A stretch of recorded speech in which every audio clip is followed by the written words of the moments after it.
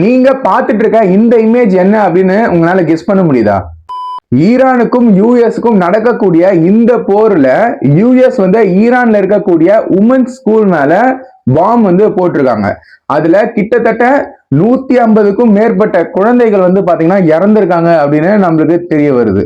150 குழந்தைக்கு மேல இறந்து போயிருக்காங்கல்ல, அவங்கள வந்து குழி தோண்டி புதைக்கிறதுக்கு தான் வந்து இந்த குழியை வந்து தோண்டி இருக்காங்க.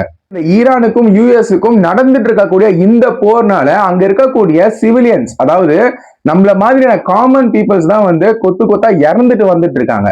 இதுல இருந்து நம்மளுக்கு என்ன தெரியுது அப்படின்னா, ஒரு போர் அப்படின்றது இருக்கக்கூடிய இன்ஃப்ராஸ்ட்ரக்சர்ஸ்ல இருந்து பல ரிசோர்ஸை அழிக்கக்கூடிய ஒரு சக்தியா தான் வந்து இந்த போர் அப்படின்ற ஒரு ஐகான் வந்து நம்மளுக்கு தெரியுது. நம்ம உலகத்துல பல போர்கள் வந்து நம்ம ஃபேஸ் பண்ணிருக்கோம். லைக் வந்து பெரிய பெரிய போர் அப்படின்னு பார்க்கும்போது வேர்ல்டு வார் 1, வேர்ல்டு வார் 2 இந்த மாதிரி பல போர்கள் வந்து நம்ம உலக அளவுல நடந்திருக்கு. அட் த சேம் டைம் வந்து நம்ம இந்தியாலையும் வந்து பாத்தீங்கன்னா பல வார்ஸ் வந்து நடந்திருக்கு. லைக் வந்து பாகிஸ்தானுக்கும் இந்தியாவுக்கும் நடந்த வார், இந்தியாவுக்கும் சைனாவுக்கும் நடந்த வார் வந்து நம்ம ஹிஸ்டாரிக்கலா பார்க்கும்போது நிறைய வார்கள் நடந்திருக்கு. அங்கேயும் வந்து காமன் பீப்புள்ஸ், நம்மள மாதிரியான காமன் பீப்புள்ஸ் தான் வந்து அங்கேயும் இறந்து போயிருக்காங்க. இந்த போர் வந்து ஸ்டார்ட் ஆகி 6வது நாளா வந்து இன்னைக்கும் வந்து பாத்தீங்கன்னா கண்டினியூ ஆகிட்டு இருக்கு. மேலும் வந்து எப்படி நீடிச்சு போக போகுது அப்படின்னு நம்ம பொறுத்து தான் பார்க்கணும். பட் ஆனா ஒண்ணு மட்டும் தெரியுது, அங்க இருக்கக்கூடிய இன்ஃப்ராஸ்ட்ரக்சர்ஸும் நம்மள மாதிரி காமன் பீப்புள்ஸ் தான் வந்து அஃபெக்ட் ஆயிட்டு வந்துட்டு இருக்காங்க. இந்த போர் வந்து இன்னைக்கு 6வது நாளா வந்து கண்டினியூ ஆயிட்டு இருக்கு. இந்த போர் வந்து எப்படி முடிய போகுது அப்படின்னு தெரியல.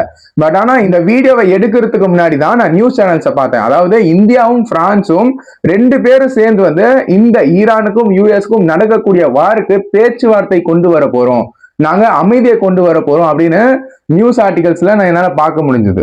ஈரானுக்கும் யூஎஸ்க்கும் நடந்துட்டு இருக்கக்கூடிய இந்த போர்னால நம்ம இந்தியாவில இருக்கக்கூடிய ஸ்டாக் மார்க்கெட் எப்படி பெர்ஃபார்மன்ஸ் ஆகுது அப்படின்னு சொல்லிட்டு நான் வந்து லிஸ்ட் ஆஃப் ஸ்டாக்ஸா பிரிச்சு நான் வந்து வீடியோ போட்டுட்டு இருக்கேன்.